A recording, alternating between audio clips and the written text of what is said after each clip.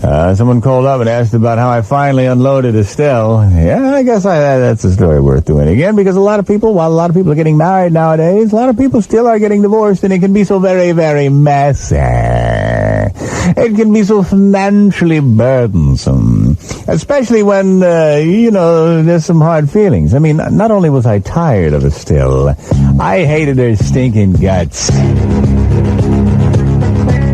But I knew it was going to cost me an arm and a leg to get rid of her. I mean, we had a boat, house, cars, a Swedish bank account. I mean, we had a lot of stuff. Then it hit me. The ultimate plan to get rid of that sleaze bag. I started with Christmas. We hadn't been talking to each other for a while. The house was cold. Christmas, I went out and I bought her a very, very, very nice diamond.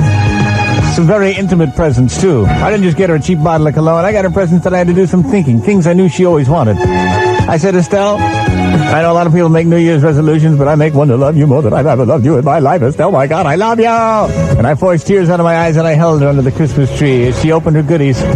She couldn't believe the change that had come over her Nino. And I kept it up. I'd holler the gaga with her every day, even though the thought of it turned my stomach. I'd get up to heave my guts. I'd say, I just want to take a shower so I can be fresh for you, honey. And I'd end up heaving my guts and just running the shower as camouflage noise. I got a cookbook. I cooked dinner for her. I made that woman feel totally at ease for weeks and months. I took her out to dinner. Took her out to movies. I talked to her. I gave up the Friday night poker game because I said I'd rather be with her. As tough as it was to do all this, I knew it was for the greater good. That's why in March I made my move. I was sitting at the desk doing our taxes when I started crying. Estelle came walking over. I said, Estelle, I just want the best for you. She said, well, what's the matter? I said, well, I'm doing these taxes here, and we're just getting screwed, blued, and tattooed. I mean, it's not fair the way married people have to pay more taxes than single people. I'm so tempted to do what Fred and Ethel did. She said, well, what did Fred and Ethel do? I said, well, they got a divorce just so they could file the taxes separately as single people. And then as soon as they file, they got remarried again, saved themselves thousands of dollars. They're going to Hawaii with the money they save. But I don't know, Estelle, I just love you so much. I don't know if I can pull off a ruse like that. She said, oh, honey, if it'll make it better for us and for your income, I don't mind. I said, Estelle, I don't know. She said, oh, I don't mind. If it'll make you feel better to me. I said, well, oh, I love you. She said, I love you too, Nino. The next day, we went to the lawyer's office. I said, we better let the lawyer know we're doing this because we want to evade taxes. He might not do it. She said, I understand. She said, so what's the reason for the divorce? I said, oh, just basic incompatibility. We just want to dissolve the marriage. No fuss, no muss, no litigation.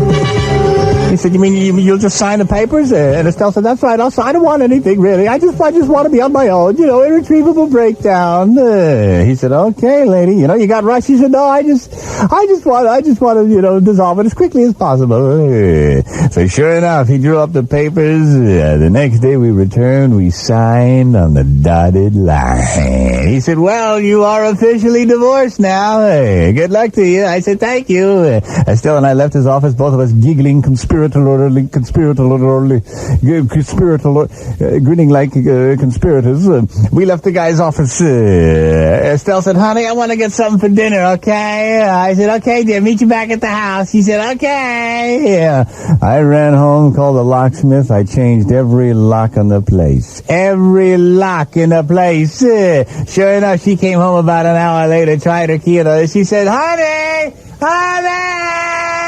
I stuck my head out of the second-story window of the house. I said, what is it, dear?